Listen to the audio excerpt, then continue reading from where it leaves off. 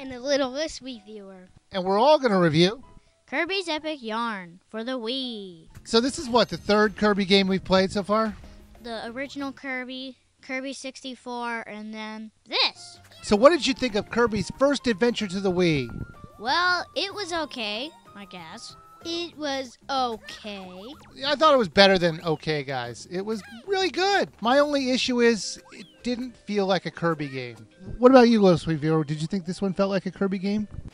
Kinda.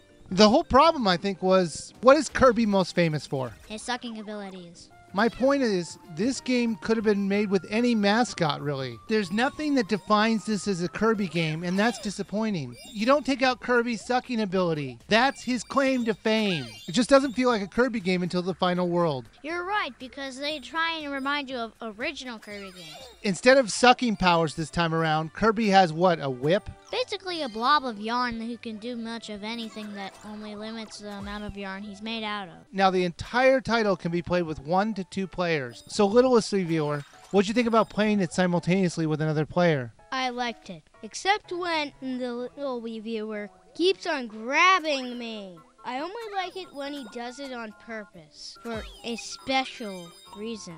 Like what?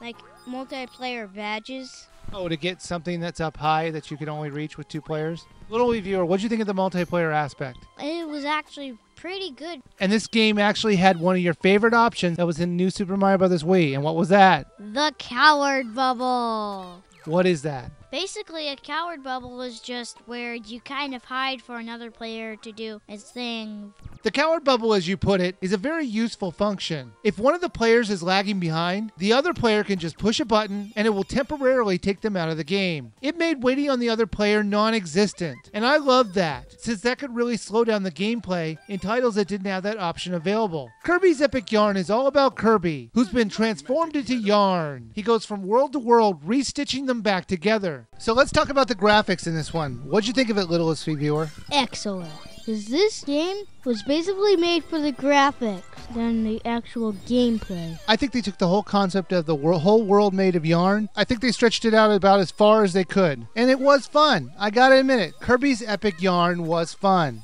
Kirby can transform into different things. It was very fun, especially a tank bot. One player controls the arm and the other person controls the tank itself and its missiles. Just one more thing. It depends on the order that you go inside the transformer for who's controlling what. Which one was your favorite, Littlest Viewer? The tank bot. I like the fire truck. I thought that was kind of cool. As you travel through the levels, you'll collect beads, and there are 3 different levels of completion in each level. So that gave it a lot of replayability if you really wanted to get the best completion score. Now the beads were easy enough to get, but just hard enough to hold on to keep it challenging. You have to get a certain amount of beads, which are like collectibles, then you unlock a new level. And if you beat that one, you unlock the last level of the world. What he basically said was, what you get in the game is patches that interact with the land around you to each level and another. In each boss, if you get enough beads, you'll unlock 2 extra levels in each world. That's a very cool way of getting replayability in the game. Littlest Viewer, which one was your favorite world? I liked Futureland the most. It has very creative levels. Little Viewer, which one was your favorite?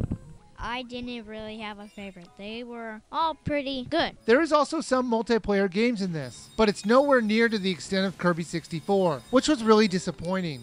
What do you think of those multiplayer games? They go back to the original levels that you played, and, well, it just adds a surprising twist to the game. Does it mean they're fun? Well, it depends on the one that you're doing. What about you, Littlest Viewer? What do you think of the multiplayer games? They're fun. There was one other thing you could do, and that was decorate your room. Decorating your room, you say?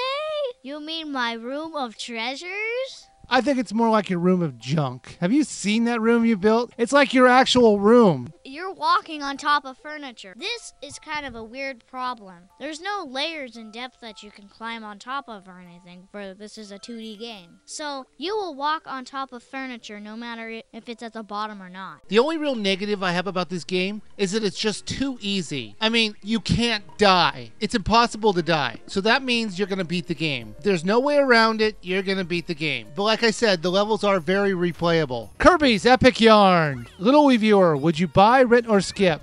I'd have to think on that one. I mean, it has about 8 hours of content. Well, if you're looking for a fun little rental, maybe you should rent this game.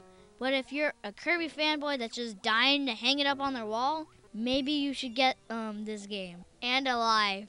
Yes. I agree with you there. And littlest reviewer, would you buy, rent, or skip? Easy buy. I had a ton of fun. I could see why you would say a rental, but I also see why the little sweet viewer thought it was a buy. Because I'm kind of caught in the middle between rent and buy myself. This game is a lot of fun and really replayable. I'm going to lean more towards buy because I think it deserves it.